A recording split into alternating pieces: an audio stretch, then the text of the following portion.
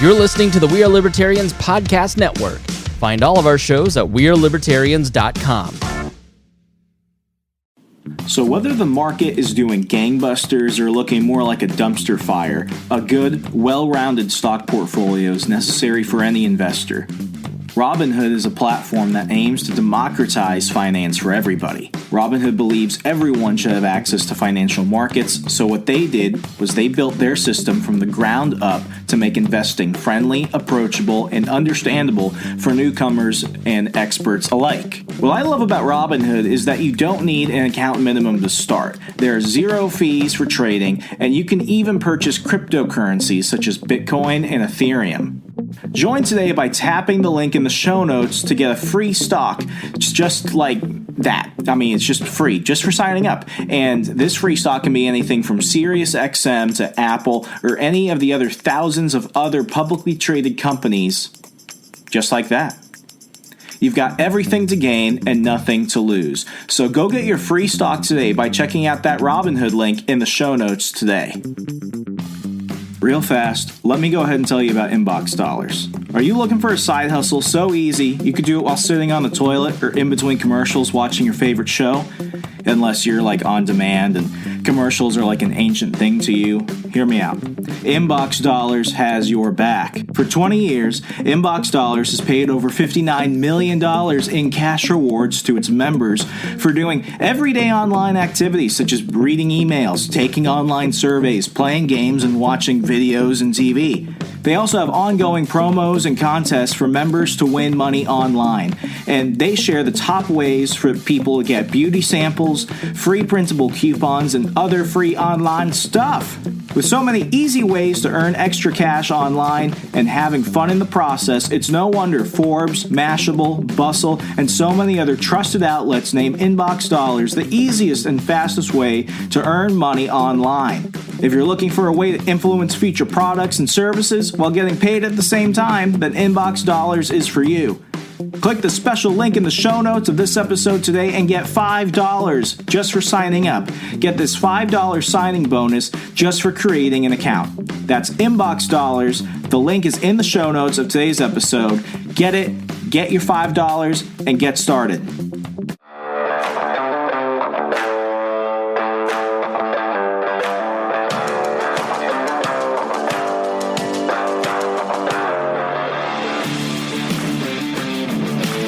Prepare yourself. You're on the run with Remso W. Martinez. Back by popular demand, and not that anyone is really paying me or sending me words of affirmation, which is apparently my love language. Welcome back to another episode of On the Run. I'm your host, as always, Remso W. Martinez. Go ahead and do me a favor. Go ahead and send this episode to basically anyone that is wondering if they have any reason to believe that there's any hope left for humanity, because we're about to provide you some examples that might not be the case. In the segment I call Degenerate Theater. Degenerate Theater is where I go ahead and collect my cabal of friends, and we're going to run through some of the worst movies we've ever witnessed, yet for some reason we find ourselves watching because why not? As always, I'm with the cast and crew of your renegade criminals in degeneracy, ladies and gentlemen, Mr. Sean Doyle. Sean, welcome back. Thank you. Thank you for having me. Sean, you are wearing pants. We can confirm this. We can confirm this, yes. And I'm wearing a pure lacrosse shirt. Yes, pure. Okay, so basically it's like silk. Yep. It's like a silk nightgown, essentially. Mm-hmm. Essentially. And he's wearing pants. We have that confirmed. My 1/4 Persian, I don't know. Is it 1/4 Persian or 1/8 Persian? What are we calling I mean, this? it's technically a 1/16, but quarter Persian. Zed sounds better, doesn't it? We have our token, Zed. Zed, great to have you on. Happy to be here. And as always, because we need somebody to make us watch these films, we have Derek. Derek, welcome. Yes. Thank you for having me, RJ. You know, someone's got to make you watch these films, and I love these movies. Some of them I can't stand, but I'll let you know which ones I don't. I have to give you and Zed some credit, and Sean, because I know he's seen almost all of these. I saw the first 3 films that we went ahead and previewed on my Instagram.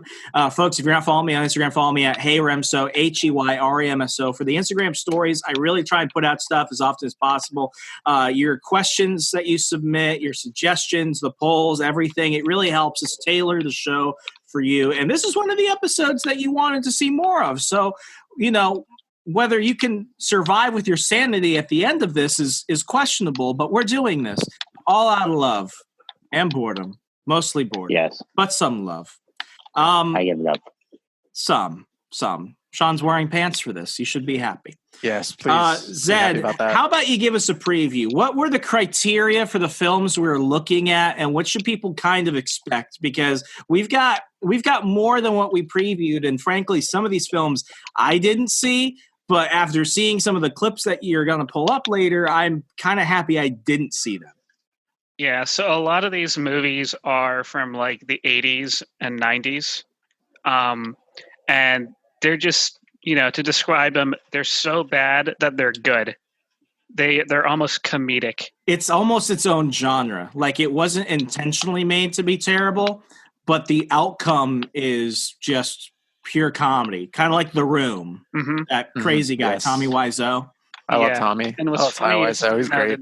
The directors that made these movies, they were dead serious about what they were doing. They thought they were making a masterpiece. And in some ways, the way the way you look at it, it might be true. They did make a masterpiece, but a really shitty masterpiece.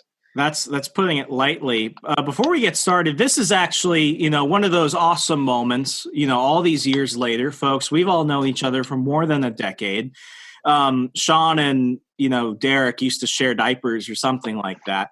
But Sean, how about you go ahead and tell people, how did this tradition kind of start? Because I'd like to say we only watched a few terrible movies together, but this turned into almost like a tradition of sorts.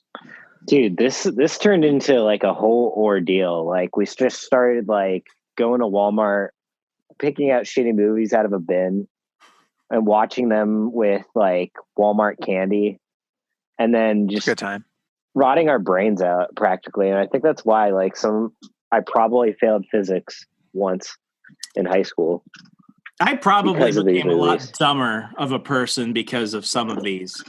But yeah, I mean, all of these are essentially films that are so terrible, they're worth watching. So whether or not you go ahead and watch these later is all up to you, but we're going to tee it up for you because what else do you have going on? You're listening to this, so let's have some fun. What's the first film we're going to cover? All right, so the first movie, we're going to start off light. I grew up with this movie, The Master of Disguise. This is... I grew up with it too. I've never hated a film. Like, there are films I don't like. There are films I criticize. The Last Jedi is one of them. I have to say, this film, I genuinely get angry when I flick through channels and I see it come on. If it comes on. I love that movie. Like, it's Dana Carvey. And the thing is, the reason why it's so popular is that the kids who grew up, basically their target audience was kids. It was supposed to be adults, but the kids loved it because it was so stupid. Dana Carvey, though, he does so many awesome things. I loved him in Wayne's World. I love him as the church lady from the 90s, Saturday Night Live. And he used to do impressions of like George Bush and Ross Perot. That was his biggest thing. So watching that growing up and then seeing this, I almost felt like he intentionally dumbed it down because it was a kid's film. Yeah. Or was it really a kid's film? It wasn't. Because, I mean, I don't know if it's PG or PG-13, but it was a lot of slapstick humor, And there's a lot of poorly timed fart jokes. Doyle was the one that wanted us to cover this one. Doyle, why? Dude, because when I went to go see this movie, I just remember laughing my ass off and just several of my other little kid friends just shitting their pants laughing because this movie was awful, but funny. I can't do it. I've literally only watched it once, and it was in theaters in like first grade. I know that clips pop up all the time, but Derek, what were your thoughts? Because this film is just like, I know it's not even good Dana Carvey. It's just fart. It's like, I love fart jokes. I love dick jokes. I love shit jokes. This film doesn't do it for me at all. Yeah. I mean, Master of Disguise. It's like it's a film that that's a fact. It's a film. It's a movie. I just remember like the turtle like scene and like I mean, if we want to like give that's people, what I remember most of from that movie. Like, if we want to give people like a synopsis of what it's about, it's basically about a guy who's, I think, mentally handicapped. Would you agree? Slightly, very mentally handicapped. Like probably high functioning. Like not Rain Man, because Rain Man is useful. Rain Man counts cards. I've always kind of considered Master of Disguise like a toned down Austin Powers. Kind of like, so basically like his family is like generational, like I guess you could say, but like shittier disguises. That's what they call them. They're like they're con men that basically are they criminals, or were they like good guys who went after criminals? They were like, they use their power for good. So they're criminals. Yeah. Well, so the story is like they kidnap his father because, an evil villain wants to learn their disguising powers to commit crimes. And so Pistachio, who's Dana Carvey, has to go save his father. That was his name? Yeah. And he has to go and learn the ways of being a disguisee through his grandfather. And that's basically the movie. And it's just stupid humor, Was George Bush, did George Bush have a cameo in this? He didn't have a cameo, but he did a great impression. If you want, if you want me to pull that one up. No, it's no. Yeah, Dana Carvey had to do something to redeem the film, and he pretends to be George Bush. It's one of those things. The only thing worth mentioning is this scene, and it's the infamous scene from the Turtle Club. Zed, if you want to cue it up. Mm-hmm.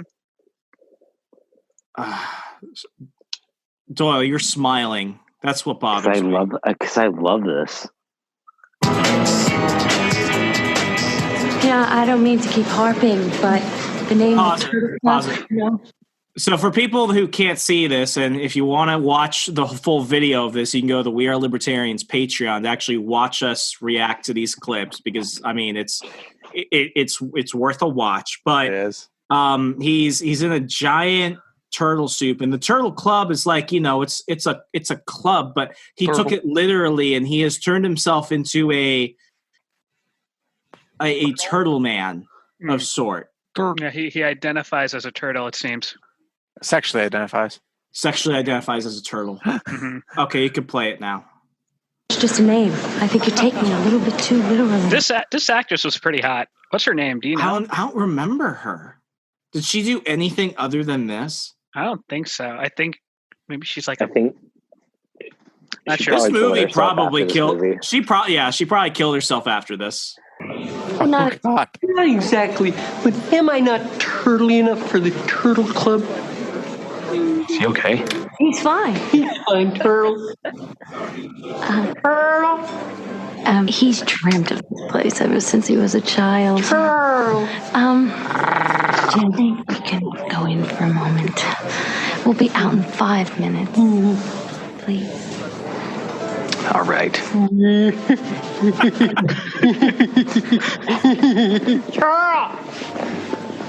Oh wait, pause it.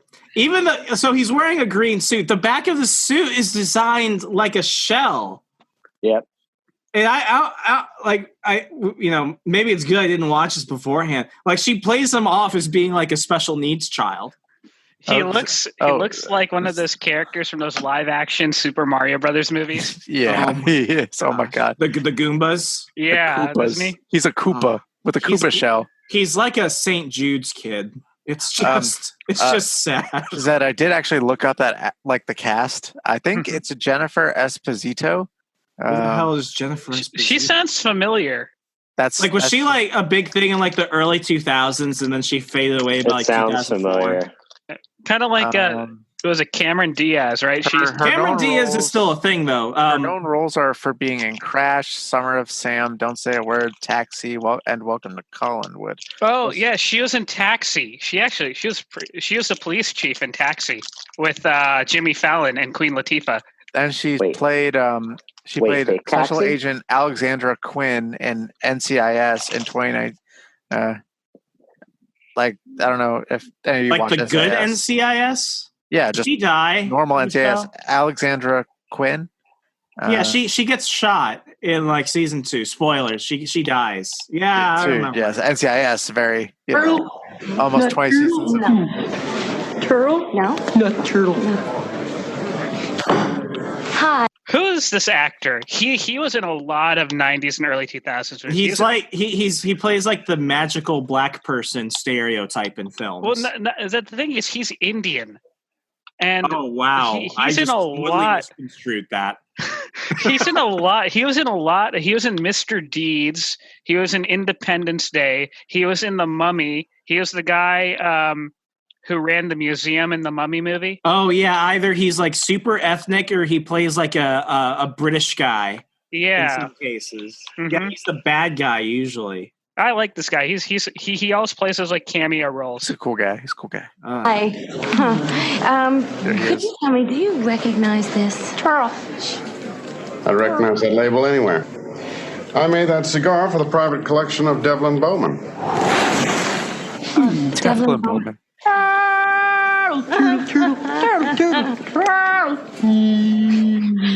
Me when I go to a party. Oh, he's fine. I'm fine, Turtle. Do you think you can give me address or phone number for Mr. Bowman? You're crazy. I can't give you that information. Oh, no information. What if harm found its way to you? Terrible, terrible, terrible harm. Would that change your mind? Perhaps it's time to go into my shell. No. Turtle. No. I have a feeling this is just so like I could see the humor. I believe it. I know it's there. I don't know. Like what do you think the director told Dana Carvey to do in the scene? It's like just act severely handicapped or something. You know what's sad? Dana like Carvey a special probably needs child. I mean, Dana Carvey probably came up with this himself and thought it was a good idea. Well, this was the movie that killed his career. Yeah. Oof. That's the biggest of oofs. This is the last thing he did. This is the last thing. And this is the one scene that actually is memorable because the rest of the film, like this turtle bit is only like, this is the height of it. It's only like the middle of the film. What? Stop.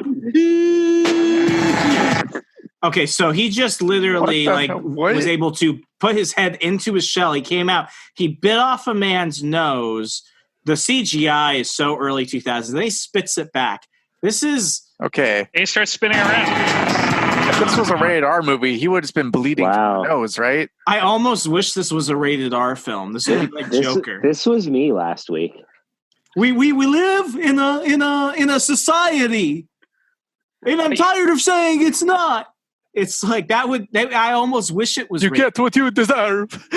You get what you deserve, turtle. If I turn those off, another thing is, he did this one scene though. He's a good impersonator, and I think this scene is where he really shines, where he impersonates. Who's the guy who played Scarface? De Niro? No, not De Niro. Al Pacino? Al Pacino. He does a really good Al Pacino impression. You check out this scene right here. What are you looking at? You like the look? Huh? You want to look at me? That it? Chicken saute? And get that little stick stuck in my esophagus? Not a chance. Have you got a little wiener and some tiny nuts? Sorry. I'm asking you, do you have a little wiener and some tiny nuts? Hoo-yah! Tiny nuts! Hoo-yah! That's actually funny. That's actually good stuff. And if you can see this, he actually looks like Al Pacino as Scarface. This is actually funny. They should be called crabby cakes. What else? Pancakes and caviar. I like my pancakes with a maple syrup, not fish eggs. Hoo-yah! What else? Fried wonton. Fried wonton. That should be called I weigh a ton. You trying to kill me? Not a chance. Let me see. Make something simple, like you got a little cracker. Something simple, a little cracker with some cheddar cheese. No. You got no cracker, cheddar cheese. You got some tomato soup with a little what you call it, croutons floating on top of the tomatoes. No. You don't got that. You got some ice cream. No. You got some Neapolitan ice cream, you got the vanilla, chocolate, strawberry, you go through the vanilla. Oh, delicious. Oh, suddenly chocolate. Oh, you're going through. Oh, my goodness, there's a strawberry. You don't got that. One of the greatest things ever invented. You don't got it. Awesome. Okay, Zed, I get it. This is SNL worthy. Yeah, that's some good stuff right there. Like, there are parts in this movie where he's god-awful, but then there are parts in this movie where his talent just shines. And this was a deleted scene, too. Why did they get rid of this? I don't know why they deleted this. This wasn't even in the movie? Well, it was, but his line as Scarface was probably like 30 seconds long instead of like 3 minutes long. There's more? Oh, there is more of this. Yeah. Yeah, it's deleted. It says deleted scene. But yeah. Doyle, would this be a movie you would go back and watch now? No. I might watch it with friends for comedy value, but that's about it. Okay, I'd rather watch Powerpuff Girls. Powerpuff Girls is actually good compared to this. The original series, let's be clear. Not that new shit. We don't talk about that new shit. The kids have it wrong. Okay, I'm going to go across to you guys. We're going to ask this. Would this be worth watching again? Big criteria, by yourself. Zed. Yeah, I mean, I've actually watched it on my own multiple times because it's nostalgic for me. I grew up watching it, so I find the humor funny. Derek.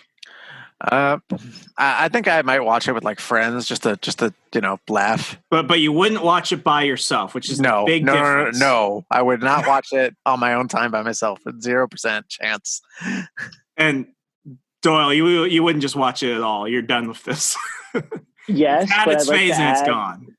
The only way I'd watch this is if my girlfriend broke up with me, slapped me in the face, said you're a lying, cheating, bastard, loser boy that will never get anyone. And then Derek takes my girlfriend away from me. Oh, God. Former girlfriend. And then ceases to slap me and say, ha, ha, ha, I took her. That sounds odd. That's very specific. That's oddly Are you specific. okay?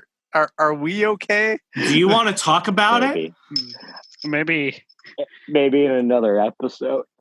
Oh, wow. This is getting too deep. Not deep enough for now. Zed, next movie. Oh, yeah, next movie.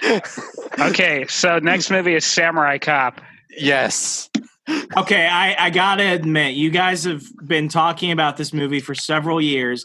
I watched it for the first time last night, and it is different. It is. I watched the Riff Tracks one that you guys recommended, and it is. I don't think without the guys from Mystery Science Theater 3000, I could have gotten through with it in one sitting by myself. Yeah, I mean, they really help getting through the scenes which aren't iconic. Because there are like 3 or 4 really good scenes in there, which everyone talks about. But just getting there, the Riff Tracks dudes just make it funny. It's not a long film. It's only like an hour and a half, but it almost felt longer because some of the uncomfortableness of it is just. It's like you're watching it. It's like, okay, this can end now. This can end now. Oh God, it's still going. Zed, what's kind of like the synopsis of this one? Okay, so the guy who made this movie, this movie came out in 1990, and the guy who made it was a Iranian immigrant, and his name was Amir Shervin. And so he really wanted to get into Hollywood, and he wanted to make movies in America. So he started making movies he thought Americans like. And what he thought Americans like was explosions, nude girls, and just vulgarity. And so he's not wrong about most of that. He's pretty right. But he executed it really poorly. And so he made a Lethal Weapon knockoff Samurai Cop.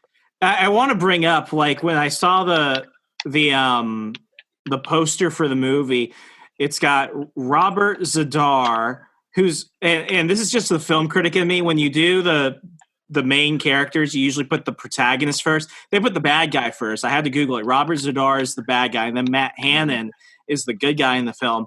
Neither of them, who are listed on top of the title of the film, are actually in the cover. Those are two different. Those are people who aren't even in the movies on the poster. Because you've got the Samurai Cop, and then you've got someone. I mean, you've got him holding some random dude's head. That's none of the people who are in the credits. So there's a story behind that story poster, actually, that movie poster. So that movie never actually got released in theaters because it was so bad. No theater would pick it up. And the only market they could find to buy that movie was like Romania or something like that, or some Eastern European country. So they just drew up whatever poster art and straight to DVD in Romania. Wow. Yeah. So wait, which poster are we talking about? It's the one he posted on his Instagram story. Oh, okay. It's you can't see it on the webcam probably, but it's basically him in a cop uniform, which he never wears, holding a samurai sword and then holding some random dude's head. Yeah, I found what you're talking about. Yeah, it's just like it's so...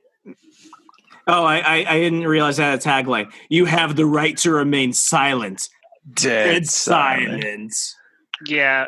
Yeah, if you Google Samurai Cop poster, the first one that appears is actually legit because it's Robert Starr, Matt Hannon, Mark Fraser. It's like I think that's like after it got popular, like cult popularity. It's like someone had to make a bootleg version of the cover, and it turned out to be better than the actual poster for the film. Yeah. I mean, yeah, that's a very good poster. I like this poster. Basically, the synopsis of this movie is it's a Lethal Weapon knockoff. You have Riggs, who is played by Matt Hannon, who's Samurai Cop, with Joe Marshall is his name. Joe Marshall. And then you have Frank. He's like the Danny Glover character. No, he's the Samurai Cop. You know, the white guy with the long hair. Yeah, who's his sidekick? Sidekick is Frank Washington. Oh, he's the Danny Glover. He's the Danny Glover. Yeah, and so basically they have to go after the Japanese katana gang, and I don't know, they're selling drugs or something. And so there's like a big war between Samurai Cop and the katana gang, and they're trying to kill each other. And, you know, Zed. It ensues. And Zed. got some very iconic scenes in this movie. Hey, Zed, what does katana mean? Oh, yeah, it means Japanese sword. So that's literally what that means. I thought it was gonna be something poetic, like swift wind or lethal grass or some shit like that. Does that literally mean Japanese sword? No, but the joke is in the movie. There's a scene where one of the cops asks Samurai, "Hey, what does katana mean?" And he's like, "It means Japanese sword." And what I love is like the dry delivery for it, because you could tell these actors, I feel bad for them in a way, because I did some research on the cast. Like for a lot of them, this was like what was going to be their big break into Hollywood. So they're doing this with dead seriousness, but it just comes out so deadpan. It's almost like it's meant to be funny. So one fun fact, I'm pretty sure, because I've seen videos about this, the actor who plays Preacher, we're pretty sure he was doing cocaine on set. Oh yeah, because in one of the scenes, sure. scenes, the guy who plays Preacher, you could actually see white powder underneath his nose if you look carefully. What? Yeah, in the police station scenes. Oh wow. We're gonna go ahead and show some clips from this, but we've all seen this, right? Like I was the last person who hadn't seen it. Okay, yeah, I'm glad I saw this last night, and this is not to spoil the other stuff, but like this is probably my favorite one. Actually, no, it's my second favorite one, but this one had the most number of scenes worth mentioning. So Zed, go ahead and cue it up. Okay, so the first scene we're going to watch is the dialogue between him and the nurse in the hospital. And it's just, I'm guessing Amir Shervin thought this is how couples or people in relationships talk to each other. This is how flirting works. Yeah, this is how flirting works. Okay. So, it's almost, you know what I equate it to? It's almost like those old 80s videos they would show us in like sexual development classes in high school. Like of how people are supposed to like go out, and it's like, hey, Janet, you want to do it? It's almost on that level. This is going to be really fun for audio listeners. All right, you ready? Go for it. Do you like what you see? I love what I see. Would you like to touch what you see? Yes, I would. That's right. Would you like to go out with me? Pause. Uh-huh. I'm sorry, and I mean this with the utmost respect for women. She looks like a stripper. Like, hey, she looks like a very nice lady. And for audio listeners, this is a nurse, by the way. They're in a hospital. Yeah, this is a professional environment. Yeah. She just checked up on a patient, And like she's not dressed scantily. Like she's dressed like a nurse. She's an actual nurse. This woman, like I'm looking at her. I'm like, she was a stripper before this. But anyway, I won't interrupt anymore. Yes, I would. Would you like to fuck me? I just love Frank Washington's reaction. It's like the director told him, okay, here's a dialogue, just react to it.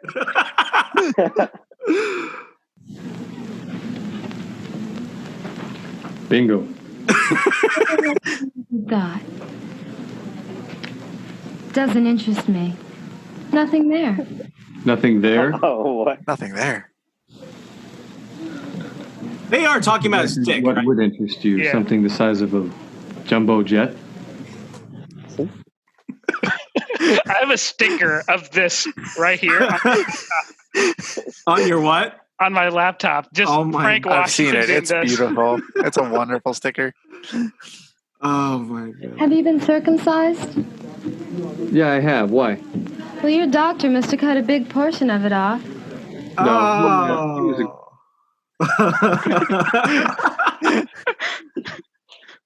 Good doctor. Wait. Pause. Maybe I forgot something. Was he there to like interrogate something, investigate something? Has she seen his dick? So this was after the car chase scene where they're chasing down some of the Katana gang, and the bad guys crashed, and one of the guys was set on fire from the car explosion. So he survived, but he was sent to the hospital. Yeah, so he's under witness protection. Yeah, essentially. Sean, as someone who got around with the ladies during his younger years, what was the biggest insult you ever witnessed a girl deliver about a guy's penis size? The helmet is too small. Wow, that's hurtful. Or sorry, your urethra looks very oddly shapen. Wow, those are so specific. It's hurtful. I almost feel bad for the people those are being aimed at. I have been in the room for both of those. Not towards me, towards other people. Disclaimer, not towards Sean, towards other people. Okay. Hit it, Zaid. Good doctors make mistakes too. That's why they buy insurance. Hey, don't worry. I got enough. It's big. I want bigger. Hey, I have. When I tell my boss I have enough experience for the promotion. Hey. Oh. This one is so they're at the police chief's office, and basically I guess they screwed up on something, and this is your stereotypical bipolar police chief. You gotta play by the rules, McClane. Captain. But you know it, and they know it themselves. And what they want is results. And that's what we're going to give them. We're going to give them the results. Now, why don't we give Samurai here a second chance? Because I need him, we need him. So why don't we just help him and support him? All right? What do you say, huh, Captain? Is he asleep? Yeah, like somebody stuck a big club up my ass, and it hurts. I've got to figure out a way to get it out of there. Derek, when he was younger. Get out of here! I don't want to see your face. He breaks the fourth wall right there. He's like Deadpool before Deadpool. There It's that face. He's just staring straight into your soul. Frank Washington is the best part of this movie. You son of a bitch! Come back here, you motherfucker! All right, so he's angry, right? Yeah, because he came over when he had his eyes closed and he kissed him on the head. Exactly. He's angry right now, but look what happens. This is why we say he's bipolar. Now watch.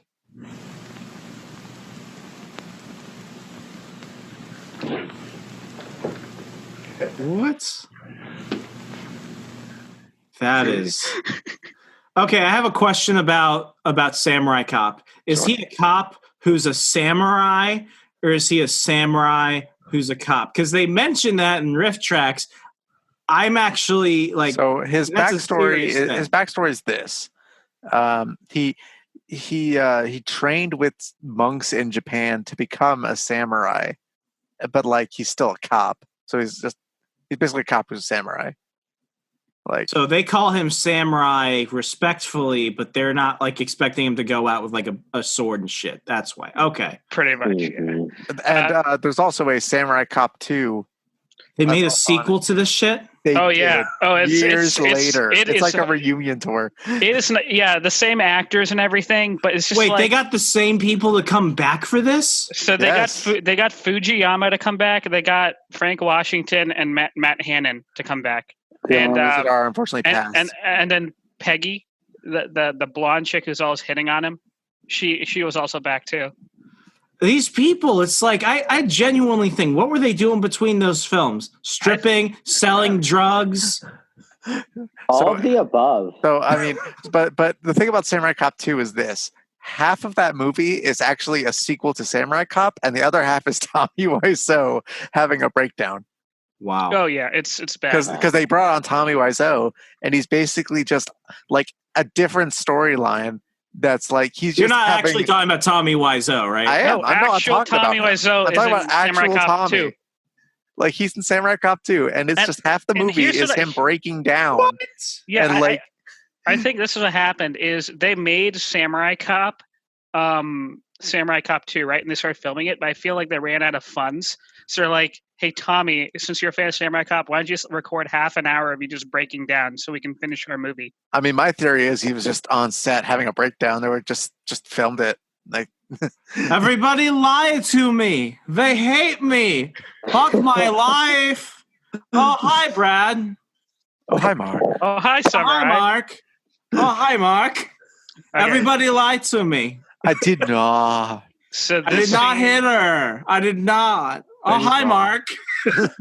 So this scene is probably one of the best monologues I've ever heard in a movie, and it almost sounds like something Donald Trump would say in one of his rallies. Right? Oh my gosh! It's just just watch. Insulting my client. You have nothing on him. And yes, we have. We have many things on him. And this client of yours is going to need more than a lawyer to clean up this shit. Officers, if you have anything against me, then book me. Otherwise, as they say, get the hell out of my face. This is America, land of freedom and law. A man is innocent until he's proven guilty. You have nothing on me. Oh, I got a lot on you. He looks like he just forgot his lines for a second. Oh. I'll sue you and the department for this insult to my client. I'll file the case first thing in the morning. Hey, counselor, you still have 3 or 4 hours before the courthouse closes. Now, I'm telling these son of a bitches that we respect the Japanese of this country who are honest businessmen. And yeah, this is the land of opportunity for legitimate business, not for death merchants who distribute drugs to our children through schools and on the streets. Now, I'm telling these motherfuckers that if they continue killing our children to make their precious millions that they deposit in their secret Swiss bank accounts. Counselor, before your lawsuit even gets off the court clerk's desk, I'll have their stinking bodies in garbage bags and ship them back to Japan for fertilizer. Got it? And you too. Wait. I just realized he threatened to murder the lawyer. Zaid, can you say any of that like Trump? Oh man, I think I'll butcher it. But I mean, imagine that Trump said "motherfuckers" in his rally. We respect the Japanese. I tell these sons of bitches. We respect the Japanese who don't commit crime and use cocaine and other things for their millions because they're selling things to children. It's like the al-Baghdadi assassination. I don't respect them for creating the Chinese virus. I mean, the coronavirus. The Kung Flu virus. Because in America, we've got freedoms and laws, and I will kill you and your bodies will stink in the corpse. Like, it's just, oh my gosh. Excuse me, miss. By the way, what's an all-American girl like you doing with a geek like this? That'd be something Trump would say. Rewind it a little bit. Give some context to this one. There's this blonde chick who's like, I fucking samurai cop while he's talking, like giving this speech.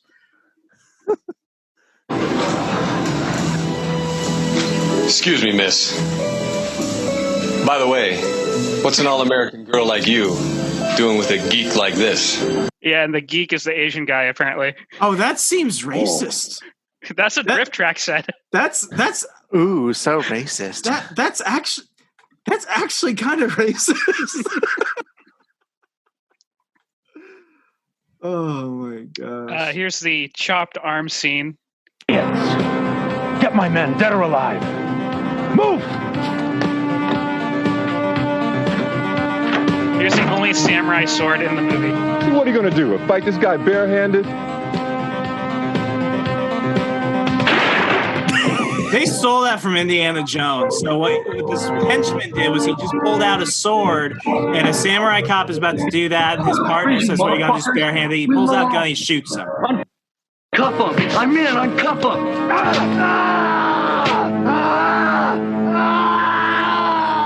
You know, this guy actually returned in Samurai Cop 2 as well.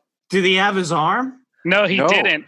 And the scene in Samurai Cop 2 is like, I forgive you for cutting off my arm because after a day I realized there's more to life than crime. So I'm helping you. That's really deep. Well, and at least got a better life. Yeah, there was a lot of fan service in Samurai Cop 2. I gotta give it to Samurai Cop. When he cuts that guy's arm off, his face looks like that of a serial killer.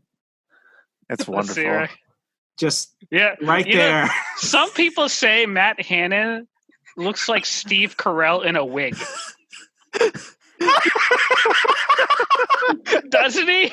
Okay, did you ever see that episode of The Office where Michael is talking about how long he's been with Dunder Mifflin, and they show this photo of the 80s where he has a mullet and the larger guy? Yeah, it's like this. I want to describe him and tell me if I'm moving off, but his hair looks like someone got a wig from one of the female actresses and they put it on him. But what's worse is when he's like, there are multiple scenes where he's in a Speedo, and I got to give the guy credit. He's cut, but his body is bigger than his head. So it looks like someone got an action figure of an action figure with a small head, popped off the head, and put the small head on the big body, and then got like a Barbie wig and slapped it on top of him. So comment about the wig thing.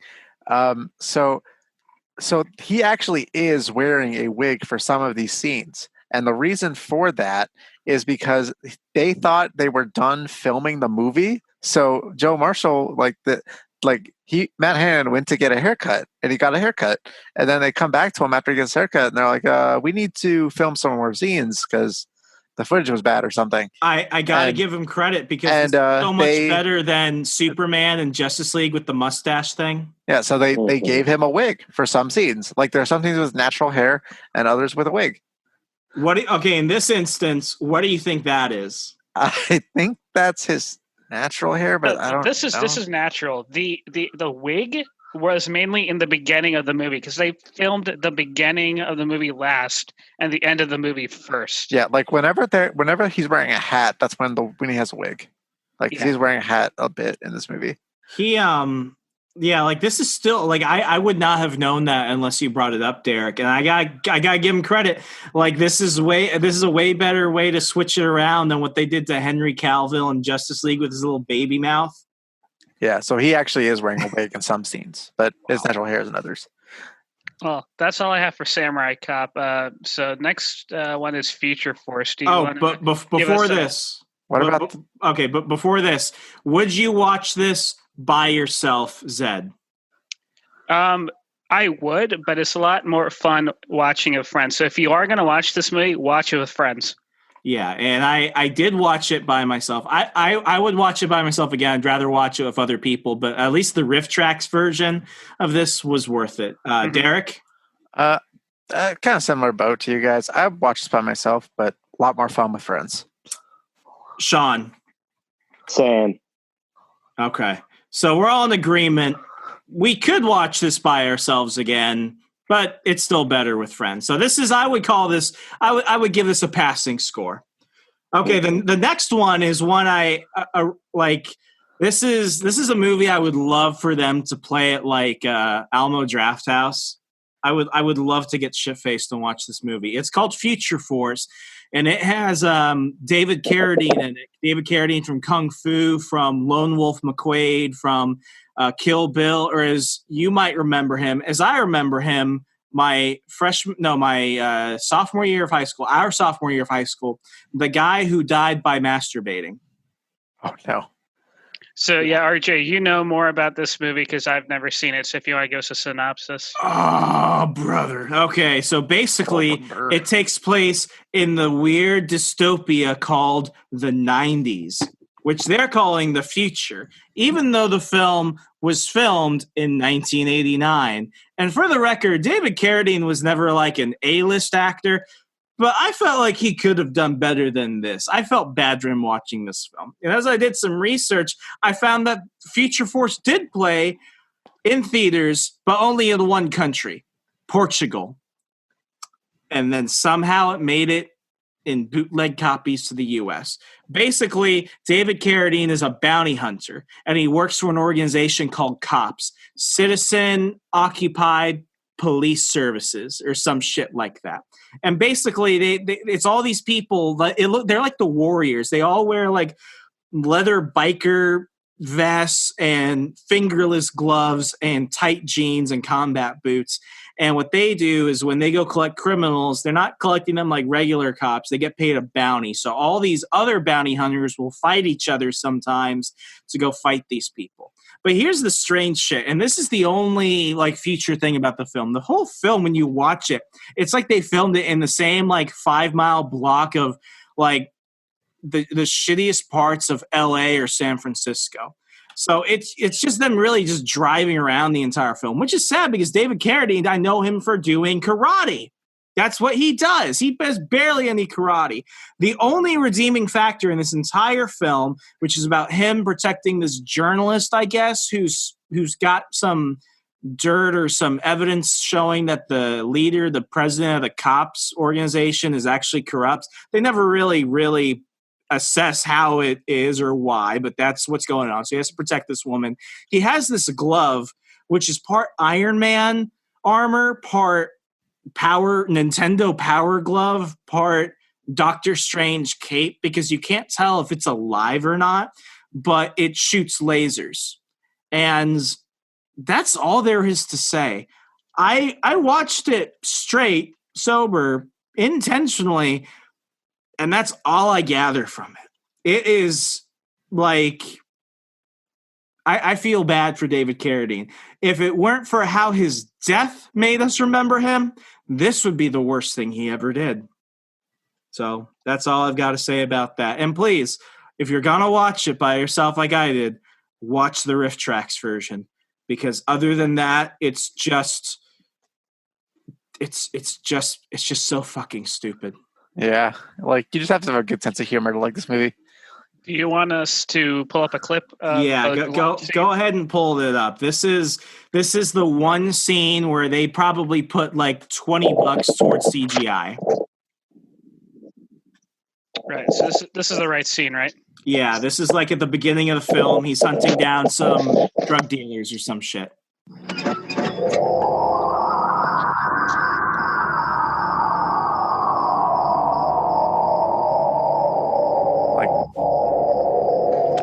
It looks like a fucking arm toy. to masturbate with. It's from Power Glove for grown-ups.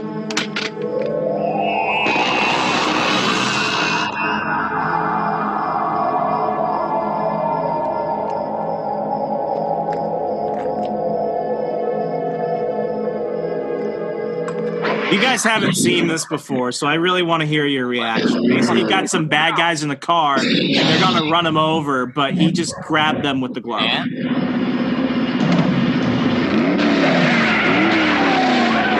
They can't get away. No.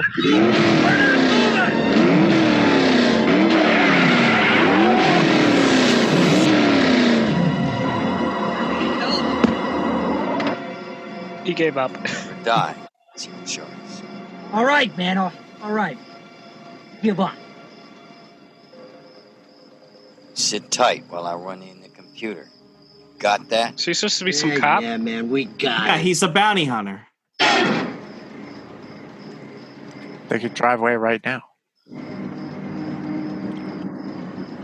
What's not the point, Eric? There, cops. I guess he ran trying to run. Damn wall.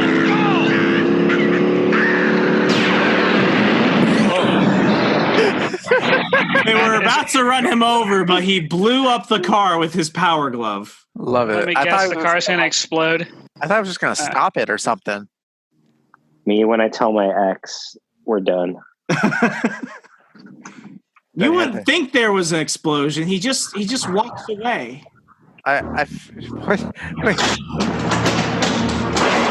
Now we fast forwarded. Okay, this is where things get really stupid. So he's fighting the one big bad guy's henchman in what seems to be the LA dump, and he's been attacked. No. Where's his power glove? This is what's stupid. Oh, you are the best. Hell, I've killed women tougher than Professor you. Xavier. But he kills women. Very buff, Professor Xavier. So you would think that he would have the power glove with him. Instead, he has this little clicker thing that looks like an aerosol can. Get away! Wait, is this going to fly to him or something? You read my mind, Derek. So, instead of putting it on to start, it's alive! You risk dying and have to push that button like 5 times. Oh, is it going to impale him? You wish it would impale him. That's the thing. Just punches him. How awesome would it be if it just flew right through him? Okay, we need to watch this movie. Oh.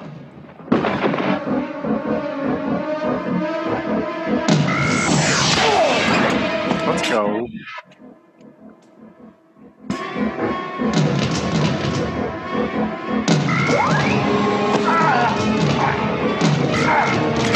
Man, that button does everything. It's like you can see the camera. You could tell somebody's running around with the glove, so you're seeing him attack from the glove's view. This reminds me of like Rob Schneider getting choked in the shower by his lawn people. What? Okay. I bet they have that glove on a string. What? So instead of like having it come to him to put on the glove, he just sends it back? Two things. One, why would you ever leave the glove? Secondly, if it could do that, why would you ever wear the glove? Yeah. Why he didn't press a button for it to return, so it just returns on its own? Yeah. After it gave him the okay sign, telling him, okay, the bad guy's been dead. Okay, so it's the white supremacist glove now. Yeah, basically. Oh, no. I saw that, and I'm like, oh, this glove is canceled. Glove is canceled. Oh, my gosh. But yeah, that's literally everything else is them just driving in circles, giving each other like shitty one-liners. There's nothing. That's all the action that there really is in the film. Oh boy. I think I would need riff tracks to see this. It's the only way to do it. So here's my question. Since you guys did not see this, do you want to watch it? I mean, I'm down. Guys. Yeah, we could all watch it together one night. I'd watch it, but I'm gonna need a couple some of these. Yeah, we can't do it sober. I can't do it sober again. I can't do it solo either. Like, screw that noise. You know, sometimes I'll just put these movies on just to fall asleep if it's late at night. Wow. I will agree on that. You know, like there are some movies that are just like, I don't need to pay attention to this, and then I can just play it for like background noise. Yeah. Yeah, or I think about PE from in school. That shit was boring. Why is that your go-to thought? Because, Derek, no one cares about PE. Stop judging him, Derek. Gee. Fair enough. Okay. Gosh. My job is to judge him. No, I'm kidding. So the next movie you're going to have to help us out with it as well, RJ, because I haven't seen it. Darkman.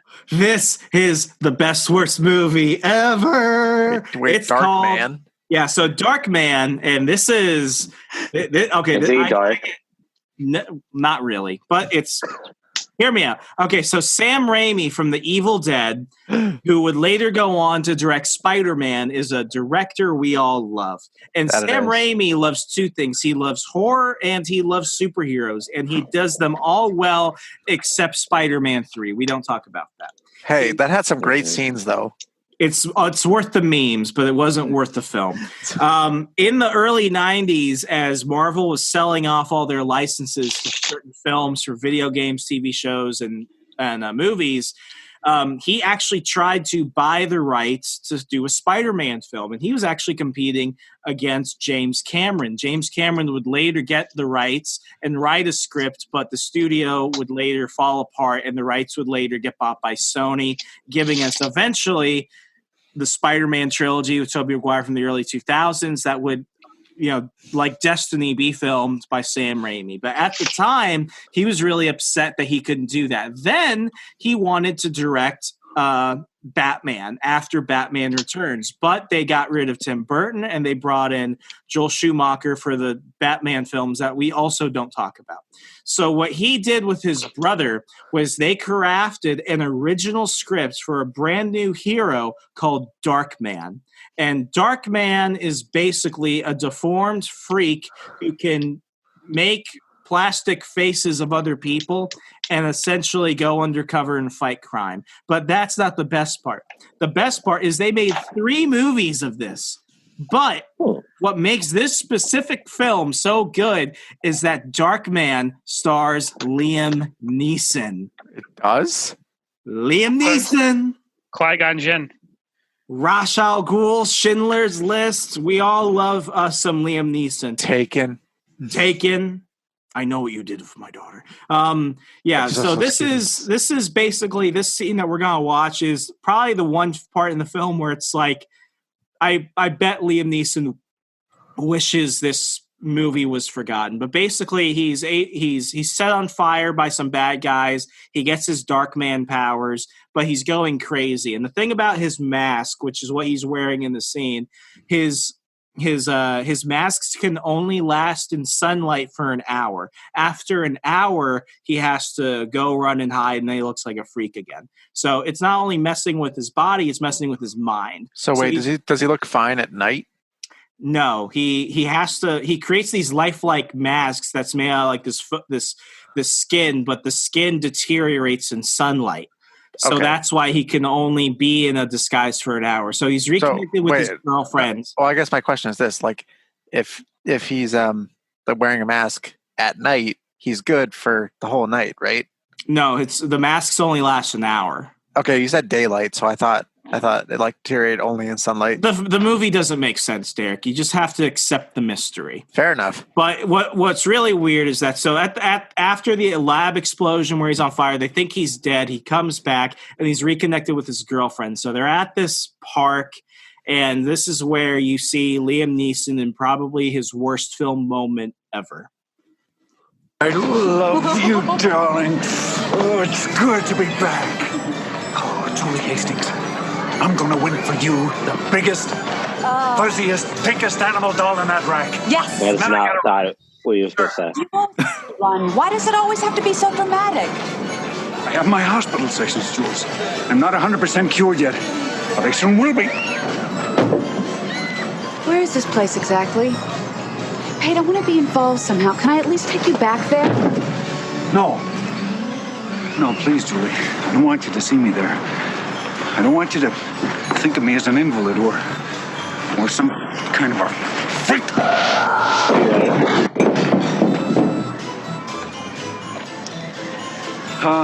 The pink elephant, please.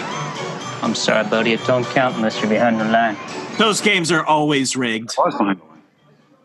Not hard. I was standing right here with my girlfriend. Now, the pink elephant, if you please. No way.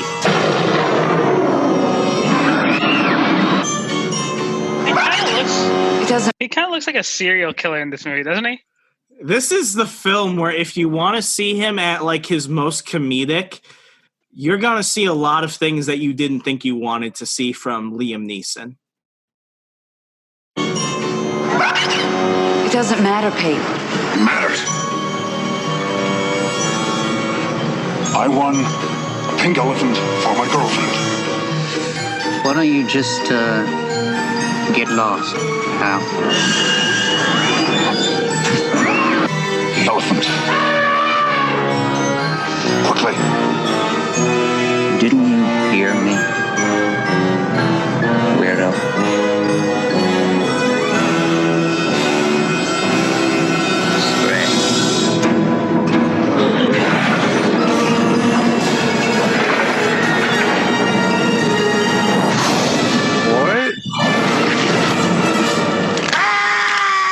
Oh, God. Okay, so the guy, the car was being mean, poked him, and what Liam Neeson has just done is like freaking Play-Doh. He breaks the man's fingers. Nice. Should I just give him the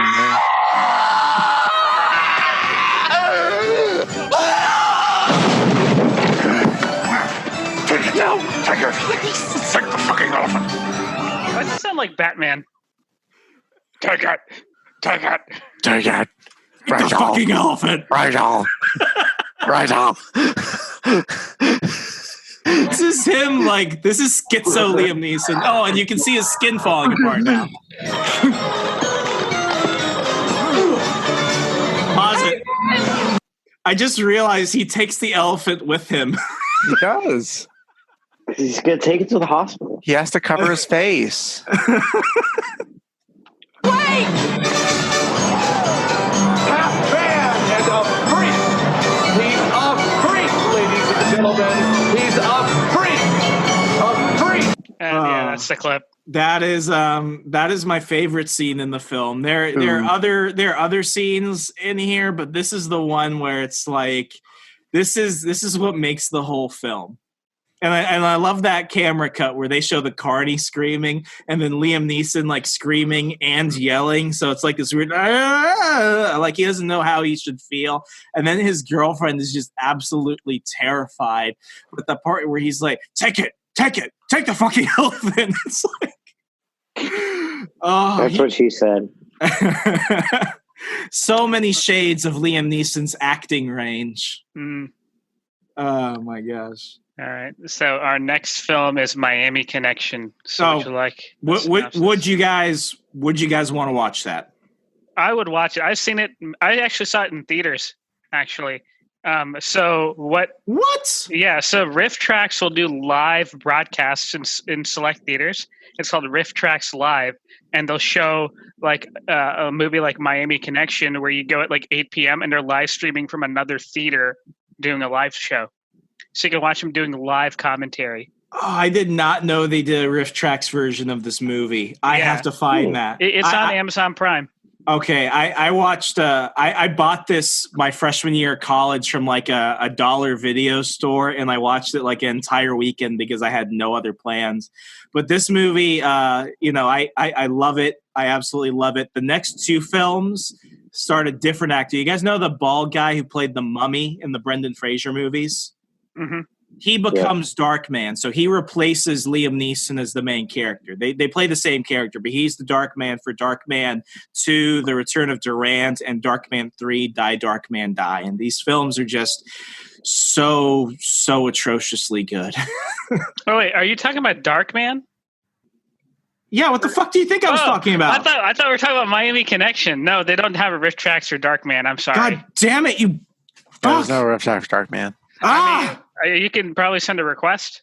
You got him so excited. It does Troopers. Dark. My life. Talk. Okay, we're gonna watch this. I'm gonna make you guys fucking watch it. No, I'm gonna make you guys fucking watch this. Okay, I'll watch that. Go on to the next one. Okay. God. So the next one is Miami Connection. Hooray. So basically, it's about motorcycle ninjas in Miami who deal cocaine in Orlando, and for some reason have a beef with a rock band of teenagers who play for the University of Central Florida. And Preacher's there too, because he did cocaine. That is the most. Preacher's not there actually. It's like an ad lib of a movie. Yeah, and I need to choose noun. Ninjas doing verb. Snorting cocaine. But it was directed by Y.K. Kim, who's a grandmaster in, I believe, Taekwondo. And he basically made this movie when he came to the States because he wanted to make it big in Hollywood, I guess. But this movie was a colossal failure, and it was only discovered, a few years ago, and it became a cult hit. And I really hope he's doing okay after this. No, he is. Y.K. Kim owns like the biggest Taekwondo school franchise in Florida. So what you're telling me is his movie career didn't work out. Yeah, but his Taekwondo career worked out. All right, so this is the trailer for Miami Connection, and it is an original soundtrack made for this movie. That's never a good sign. It's actually pretty good. That's not always a bad sign. Original soundtracks can be great. Yeah, it's like if you're doing Batman, but if you're doing an indie flick about what you think Americans are like, you should probably just steal some copyrighted music. And the songs are about friendship and fighting ninjas. I mean, hey, that's pretty cool, huh? Yeah. All right, here we go. Here's a trailer for Miami Connection.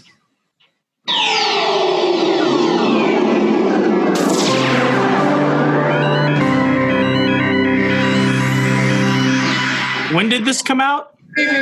I believe in the mid-'80s. Oh, wow. Okay. That explains a lot all of a sudden.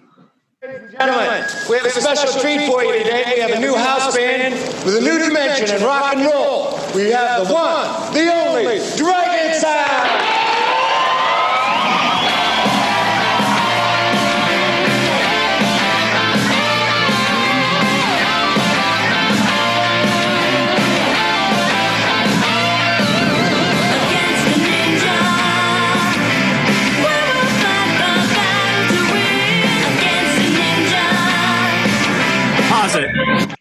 Was that guy holding cactuses as weapons?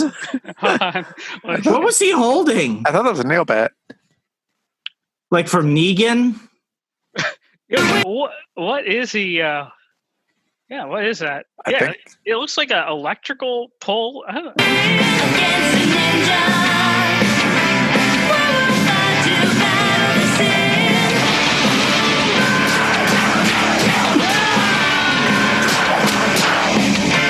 This band is the only family I have. They're all black belts in Taekwondo and they're pretty bad. I want you to mess it up by going out with a second-rate musician like that John Caratone.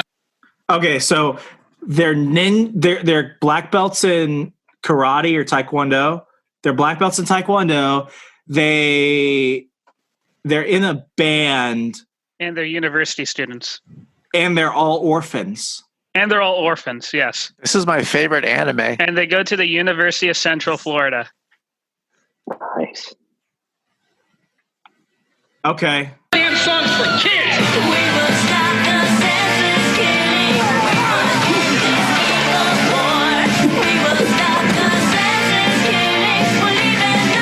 Not escape the Miami Ninja.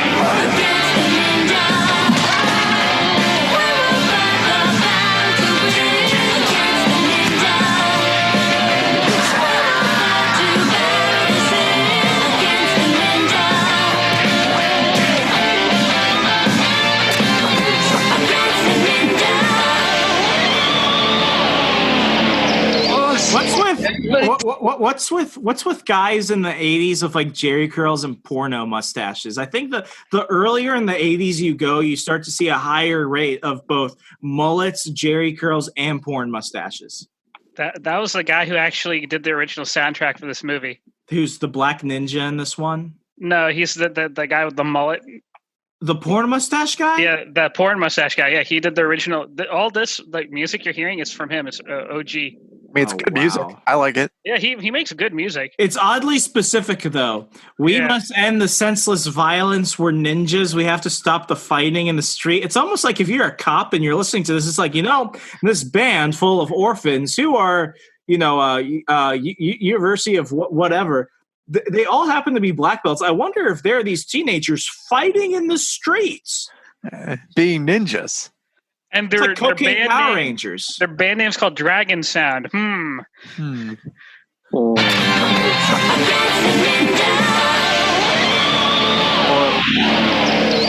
And then they have the song about friendship. Well,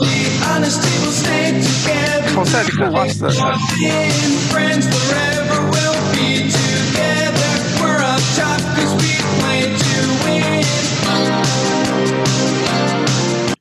Yeah, Wonderful. that's. But I feel like this movie actually has one. Like besides Samurai Cop, it has a really good monologue scene. If you guys want to hear that. Go for it. All right, so this is basically apparently these 5 guys who are orphans. One of them finds his father apparently, and he receives like a letter. And then, Sean, the short one looks like your dad in the 80s. But no comment. guess. But Sorry, yeah, Zaid, go on. Basically, he basically gives his origin story to like all the guys, and the guys are like, "What? How can this be true? We are all orphans." Is he the only black man in this entire movie? Yeah, he's the only black guy in this movie. Did movies in the 80s only have room enough for one? God. We have so much progress to make. Go ahead. Well, he's actually, in this movie, he's not entirely black. He's actually half Korean, as his monologue will tell you. What happened? Jim, what is this letter? Tell us, go ahead, tell us. Why don't you explain to us? Come on, we're your best friends. Sorry, I was hiding from this from you guys. Oh, man. But this looks like your brother. I didn't know you have a brother. It's my father. Did he just say booger or brother? Brother. Brother. He said brother, but I didn't know you had a booger. YK Kim had a really thick Korean accent in this movie.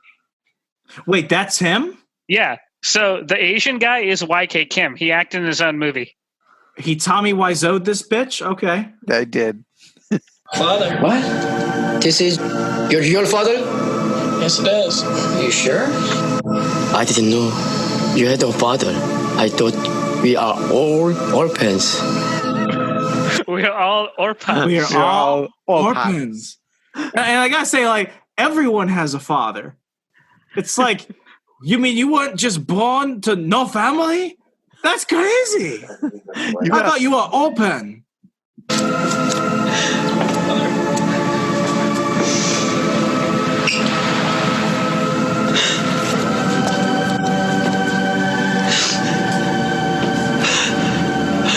My mother was Korean, and my father was Black American. I don't believe She that. gave me this picture when she was real sick. I was only 9 years old. They say that they loved each other and they were real loyal. They always say that. What? The music just makes it seem. But then when he finished military duty, he left.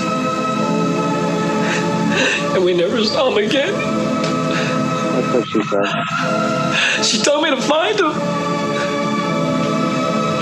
But I didn't like him because he left us. But I knew one day when I grew up, I'd find him. Whether he was dead or alive. I sent a couple letters to the Defense Department. Yeah, and it just keeps going for like another minute. That was painful. He's so sad. Fake cry. My mother was black, and my father was Asian. My mother was a Korean. No, my mother was a Korean, and my father was a Black American. It's like, I took after my mother. Very much. Not that much. I took after my mother, as you can tell. I mean, let's be honest. After he finished his military duty, he left us. Sean. To be honest, I was not happy how the child came out from those two parents. He looks like a piece of shit. He's the blackest Asian man I've ever witnessed in my life. Exactly. No wonder why he's an orphan. It's for the plot. No wonder he's an orphan. An orpan. Orpan. Okay, so do you want to move on to our next movie, Birdemic? Yes. Yeah, I don't know. If you guys want to watch that, I will watch it. I almost don't. You don't have to. I will do it for you, RJ. If you genuinely want to watch that movie, I'll watch it again. Okay, if somebody else wants to, I'll join in. But that's the one. I'll watch it. Like, okay, I'll do it. I just, oh god, this will be low on my list. I would rather watch Master of Disguise again. No, I agree. I'd watch Master of Disguise over this movie any day. I guess this movie. It was made by a bunch of environmentalists or something, and they totally ripped off that old movie, The Birds, where the birds attack everyone. And their reasoning for this movie is like, oh, well, what happens in this movie is because of global warming, and the birds started killing everyone. So yeah but I hope you enjoy sitting through the first 2/3 of the movie. Yeah, the first 2/3 of the movie is a guy getting up and going to work and then going on a date. And it's just really, really, it's unbearable. I was really frustrated when I saw this movie. Like the first 10 minutes is just driving and music. Yeah, the first 10 minutes is his commute to work. No dialogue, just a dash cam video of his commute. With music. Play the music. Play the music. Play the music clip. Let's see. Doyle, did you watch this by yourself or with them? No, I watched it with them, with Nick Jackoff. Wow. That was forever ago. Yeah, we all watched. Did you want to watch this? Like, how did you find this? Okay. If I remember this correctly, I think how this happened was we were, in high school or whatever, and we were just thinking, okay, what movie can we watch? And I think it was Nick who suggested it, because apparently there was a sex scene in the movie, and we were like, ooh, because we're dumb. Teenagers and shit. And we're like, and then we watch it and where's the scene? Where's the scene? Then we I was like, come on, I came here to see some action. It was very dumb. And I was very frustrated. We'll show the clip in a minute, but what we're talking about, the sex scene, air quotes, in the movie. It was just, I don't know, the acting was terrible. It wasn't even good bad acting. You see the quality of acting in Samurai Cop. That's Oscar worthy compared to this shit. You can tell they were trying this. They just picked up random people from the streets and they're using $100 camcorder. It was just bad. But at least they tried. The CGI looked like it was done by a fourth grader. They're like, "Hey, we'll pay you $10 if you make this scene with birds flying over." Patreon people, you will see. Anyway, so what scene do you want me to start off with first? Start with the music. Just play the music for a minute, and just so they understand what the car music is at the beginning of the movie. When did this come out? 2009, 2010. Okay. Oh God! So we're in our Black Eyed Peas phase. Yep. Fergie. No. You'll see. This is before the high school fight. All right. I don't know if you can hear this. Okay. Here, let me. Share the screen again. Okay. Let me share the screen. Okay. So basically, it's not actually a driving scene itself, but basically what you're seeing is what you're seeing in the movie. And it's just driving for 10 minutes straight with just this song just playing in the background. Imagine driving with this music.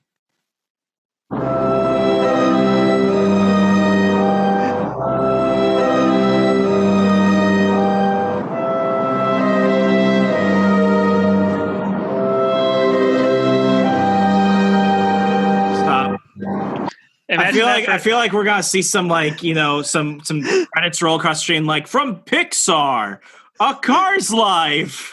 I mean, there are some credits, but it's just a large opening credit sequence. That's all it is, and then just him driving to that music track. Yeah, it's just a dash cam video for 10 minutes with that music. That's the beginning of the movie. It's so bad. That's not worth it. This movie, it is the only reason we watched it was because we were watching it with 6 or 7 other people. Yeah, you watch this for comedic value with friends. Riff Tracks did a recording on this, and they have it on Amazon Prime. I couldn't watch the Riff Tracks version by myself. That's how bad it is. Did they struggle with it? Yeah, they struggled with it. It was just so bad. Because the thing is, there's nothing funny or anything happening. It's just him. It's like if you went to work and someone just put a webcam just looking at you the whole day. That's the 2/3 of the movie. My commute is so much more exciting compared to that shit. And I haven't driven to my office in months. All right, well, get ready. All right. So, yeah, I mean, this is like, give you an idea. This is like 2/3 of the movie right here. Ladies and gentlemen, I have some great news. Our board of directors has agreed to the acquisition of NCT Software by Oracle Corporation for $1 billion.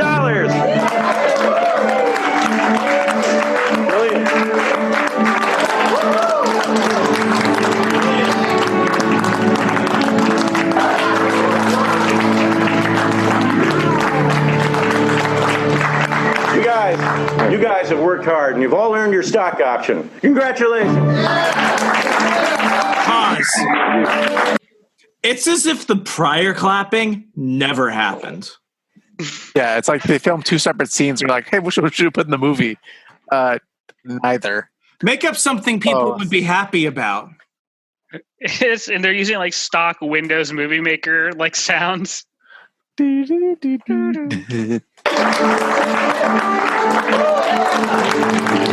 gets worse though.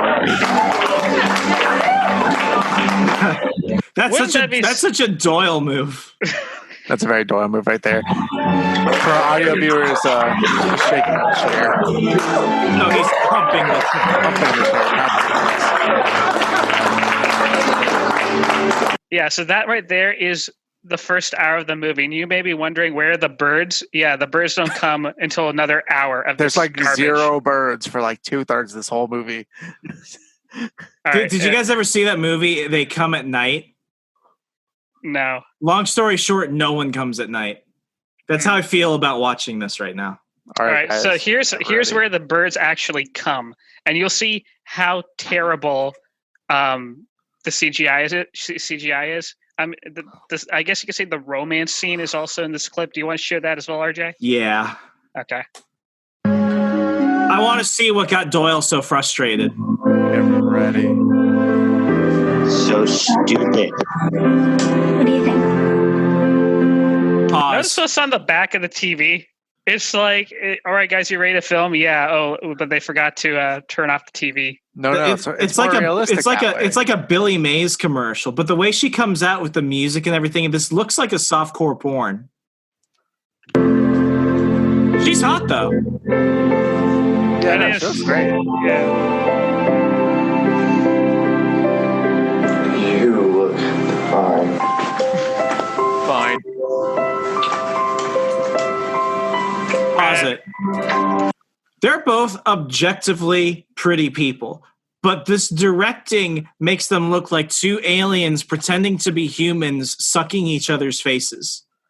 And I want the audience to keep in mind that this is like, we're watching a shorter edit clip. The actual scenes are much longer than this. And it's still awful. It's still pretty bad. And then this is what happens right after the romance scene. And the movie finally gets going after an hour.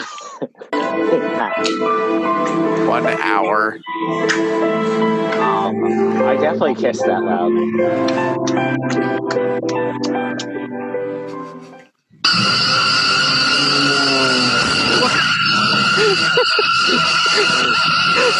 Oh, warning! Stop. I'm sorry. Why are the warning?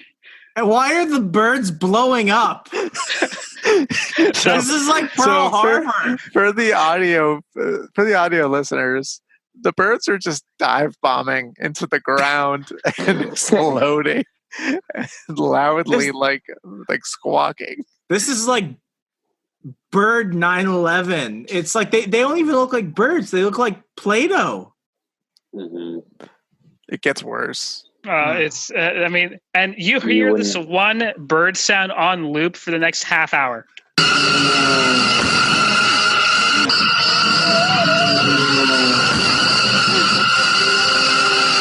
Yeah. So why are the birds making airplane noise? I think, I'm sorry we didn't give you a headphone warning ahead of time because I'm pretty sure this is like ear rape. Yeah. Headphone warning. Too late now. Sorry. Dude, this is what goes through my mind when you go, Ree! So does global warming cause birds to dive bomb and blow up? Yes, they turn into suicide bombers. It's really sad. This is Oscar-worthy acting right here. Get ready. Beautiful. Headphone warning. Wait, why are they coming out with like coat hangers? Is this like a backyard abortion party? No,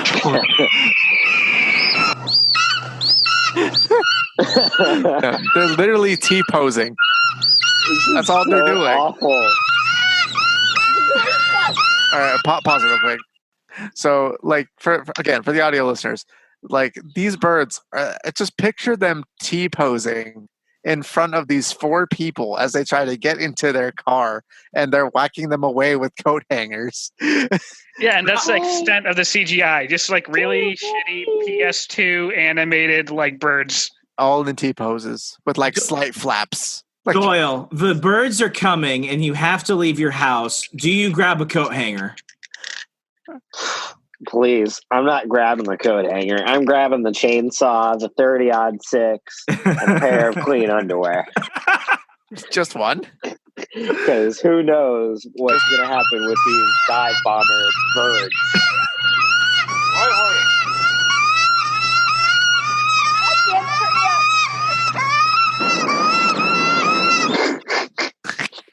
They could literally blow up buildings 5 minutes ago, but they can't take out 5 people with coat hangers?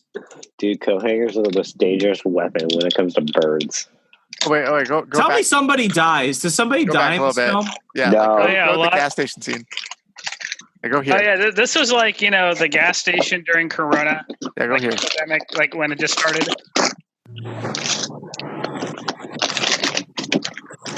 Yeah, apparently everything's already gone to shit. Like one day. Thank God. Do get food and water.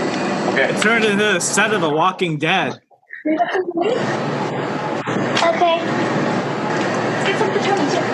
Notice how the audio in this is just garbage.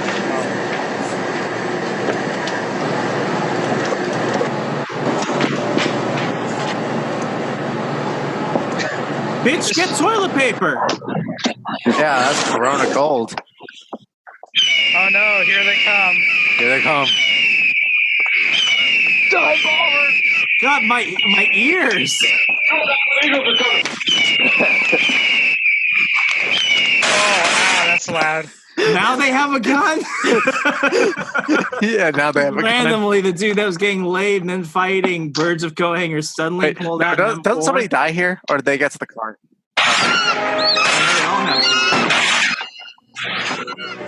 They're trying to save the bus.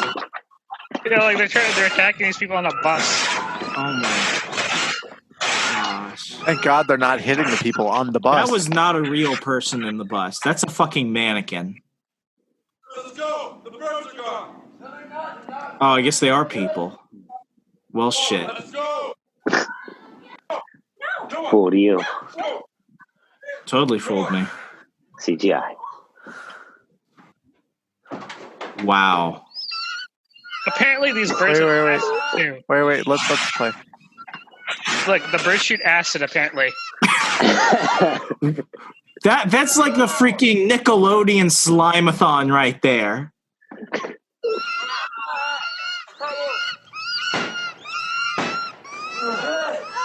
You can tell those are blanks. Look at these T-poses. Tell me this is a movie that was made for some college film project. I think, because like, if you look, like some actors are wearing like T-shirts with like some website written on it. It's like some environmentalist website. It's on Netflix. I'm pretty sure. Pretty sure that's where I watched it. No, it's probably off by now. It's on Amazon Prime. Amazon Prime loves that stuff. But that's basically Birdemic. Personally, yeah, that's Birdemic in a nutshell. Don't waste your time with it. It is. I don't want to watch that. If you want to break up with a girl, I really wouldn't. I mean, you can if you want. I'll do it, but I prefer not to go through that torture again. I don't want to watch it. I can't do it. Sean, what did you say? if you're gonna break up with a girl, watch this and then be like, yeah, it's over. That's oddly specific. Do you want to tell us something? Yeah. Another episode. Oh my gosh, another one. Okay, guys, I don't want to watch this movie. Okay, but this is an example 0 out of 10. How not to make a good bad movie. It's just yeah. Like if you're gonna watch a good bad movie, watch Samurai Cop. That's watch anything else. Just go watch paint dry. Zed, what's next? Is this our last one? Mm-hmm. So we're gonna wrap up with Nick Cage movies. Hooray! Nick Cage. I want to go ahead and just say something. Nick Cage is probably my favorite actor because if you want to talk about somebody who genuinely tries regardless of circumstances, Nick Cage is really that person. We're going to steal the Declaration of Independence. I cannot wait to see him as Joe Exotic. I can tell you that. I mean, the thing is, Nick Cage is a really good actor. The problem is he just gets shitty opportunities. I feel like after National Treasure and maybe Ghost Rider, all his films just became like direct-to-DVD movies. Like Lord of War and Kick-Ass was his peak in his career. Like that was the best Nick Cage has been. Cage. Yeah. Oh, who memorizes the quote from Lord of War? Which of you does that? What was the quote in Lord of War? About getting guns in the hands of every person? Oh, yeah. Actually, I could pull it up if you want. Yeah, we gotta watch that. So, you can compare, I guess, what we'll show. Like, compare Nick Cage when he has a good opportunity to Nick Cage when he has a shitty opportunity, and the movie is just, he's too good for the movie. Lord of War is genuinely probably one of the best films out there. I genuinely like it. I agree. Okay, so let's search the Lord of War. On the good old YouTube.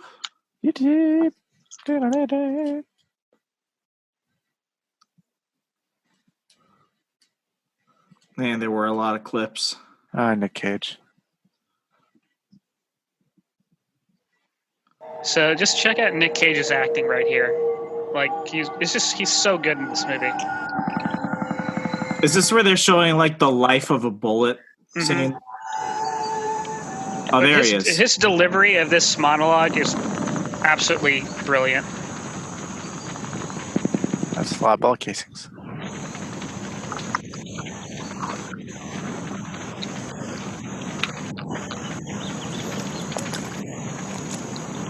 There are over 550 million firearms in worldwide circulation.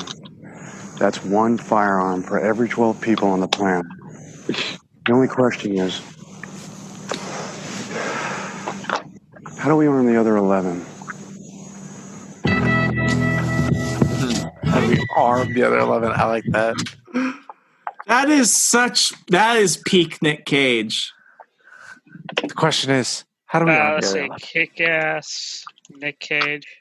Like, these were the two movies where he was just brilliant in. Oh, I found out something recently. One, he almost played Superman in the 90s. But second, do you know what his firstborn son's name is? No. Kal-El. He's named after freaking Superman. That's bitchin'. I love Nick Cage. He could do no wrong. Cage.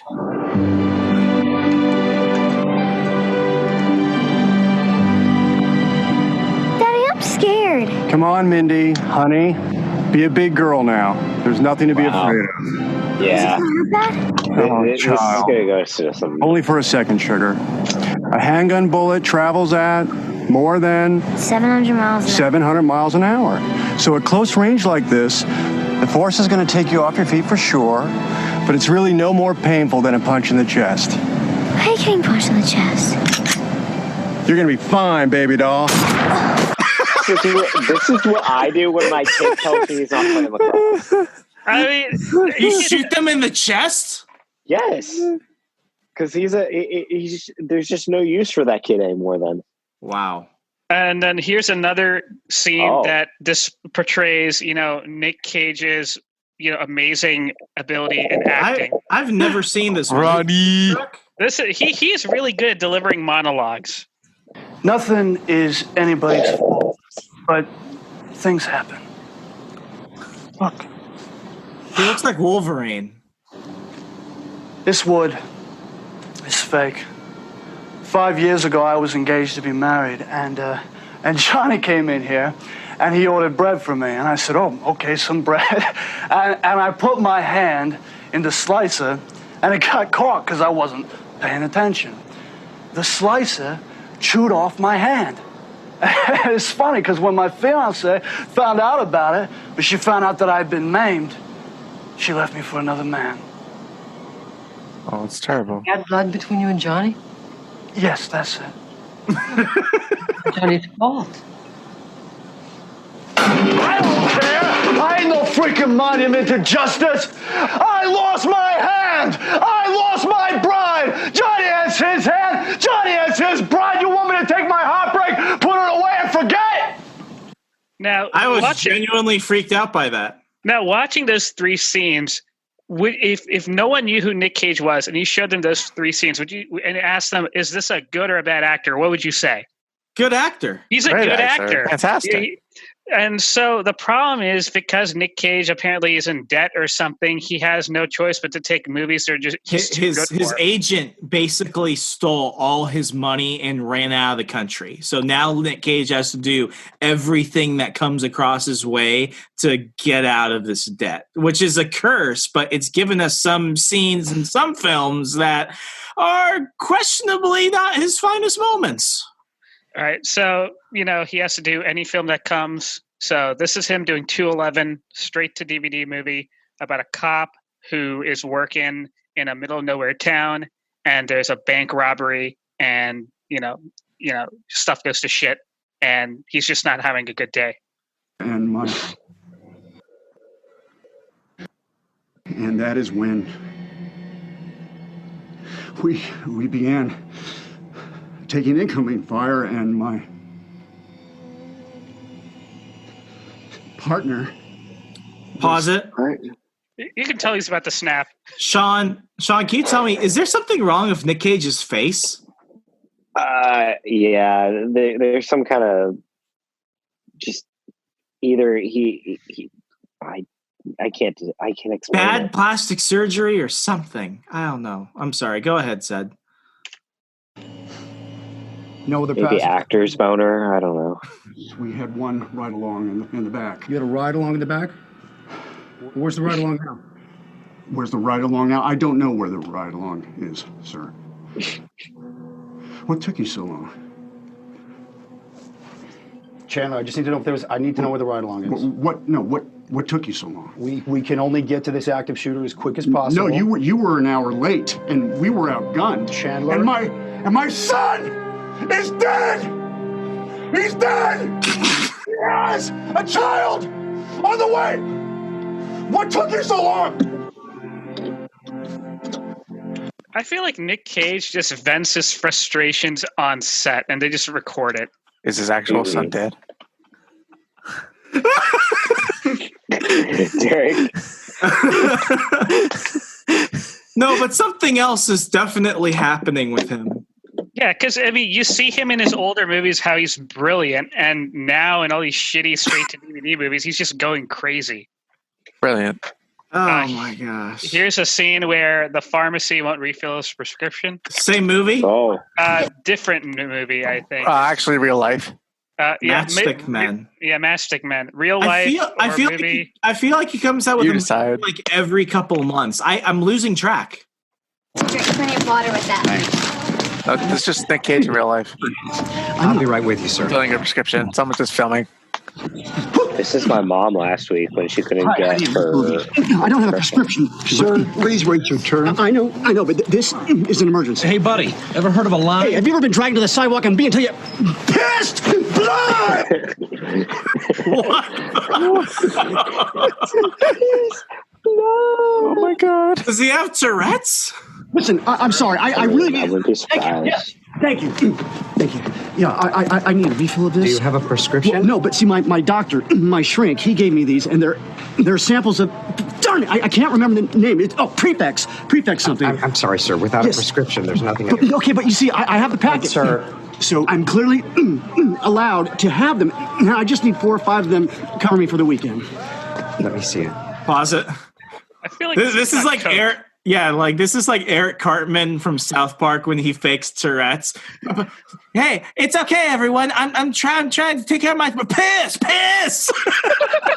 Why don't you take a seat over there? I am sorry, sir. These are supplements.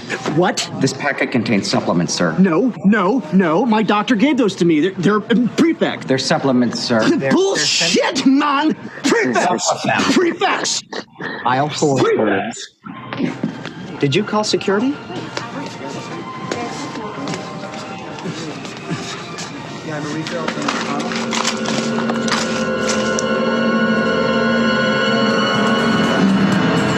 Soy menopause?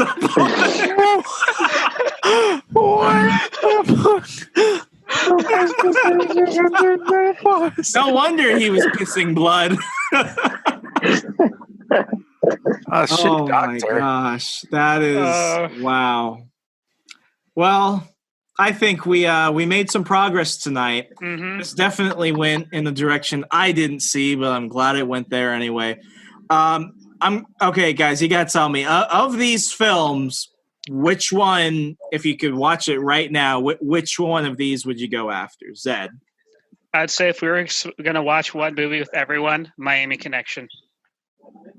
Okay, I can see it. Derek, I'd watch Samurai Cop again. I'm gonna agree with you. I'd watch Samurai Cop again. I'd watch it again. Sean. Depending on the mood, like if I want to end my life, the Bird movie. Okay, so we know that when we find Doyle has killed himself, he will be in front of the TV playing Birdemic. Yeah, with the Bird movie, I'll literally call 911. As he's dying, the first 10 minutes of Birdemic is going on with that music in the background. Exactly. They're gonna be like, oh,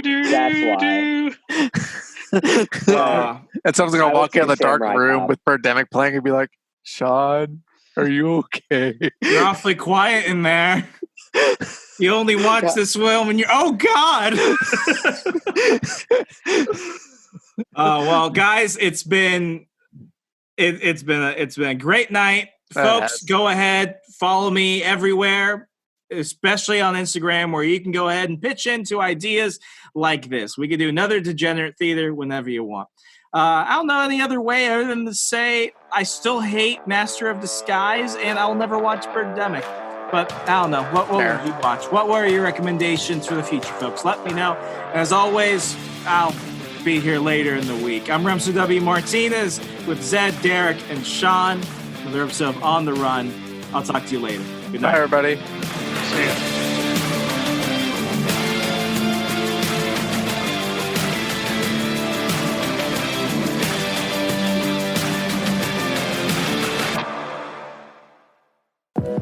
Check out our other shows and more from the We Are Libertarians network at wearelibertarians.com.